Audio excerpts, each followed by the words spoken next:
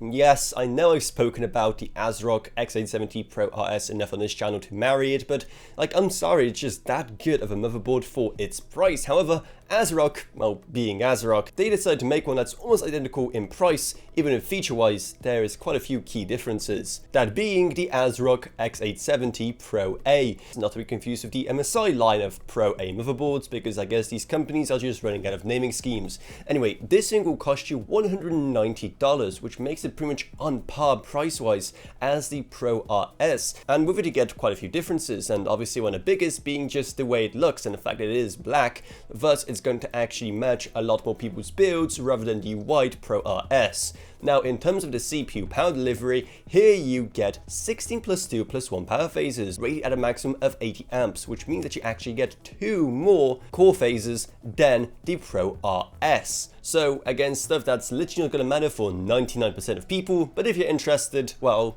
there's all the facts. Now let's move on to the PC expansion, where importantly you get 4 PCIe slots. That's kind of a big deal given how most ASRock motherboards this generation have just 2, given how that's pretty much the maximum people use nowadays. And even that's a stretch. The main one is PC Gen 5, as you can expect, all 16 lanes. The one below that features 4 Gen 4 lanes, even if it's physically a 16 lane slot.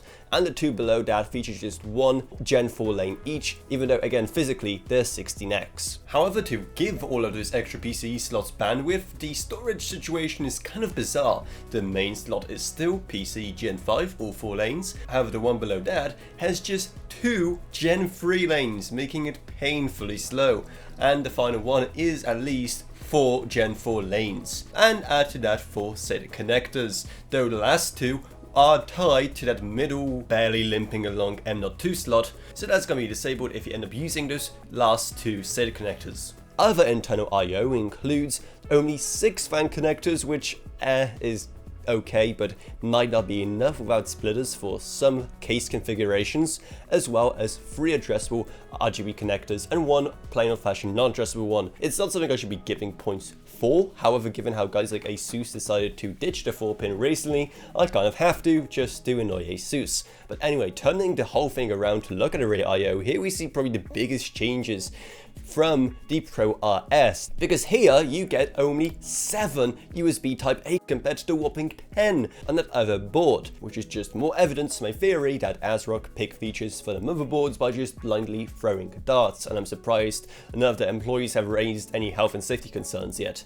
Though you still do get 2 USB Type-C 40GB connectors, which is nice. However, once again, because of X870, the bandwidth is tied to the 3rd PCIe slot, so that's something to keep in mind. Now, apart from that, you also get 2.5GB Ethernet, as you can expect from most motherboards this generation, as well as Wi-Fi 7, also pretty standard. And in terms of audio, you get 3 audio jacks, not the 2 plus optical split of that other motherboard I'm tired of seeing the name of at this point, all running off the ALC 897 codec. Meaning that overall, it's yet another very bizarre board from ASRock. Like, don't get me wrong, it's great that we're getting another really good budget X870 option, but like, why is it missing USB compared to the Pro-RS, and why are some of the other features just weirdly mixed around despite them being pretty much the same price? Like with most things ASRock, it's pretty bizarre, and hey, if you want to get it yourself, there are links that will be down in the video description below, where you're also going to find our Patreon, because even a single $1 a month truly goes a long way, plus huge thanks to Gavin Burns, Justin Rage, Ella Vroniak, Balatroka, Patrick Harrison, not a pseudonym, Meg Sumner, and Shane Hallcraft. But anyway, that's what it's. I hope you enjoyed this video. If you did, then remember to subscribe, like, whatever, and see you all in whatever I make next. Goodbye everyone. Goodbye.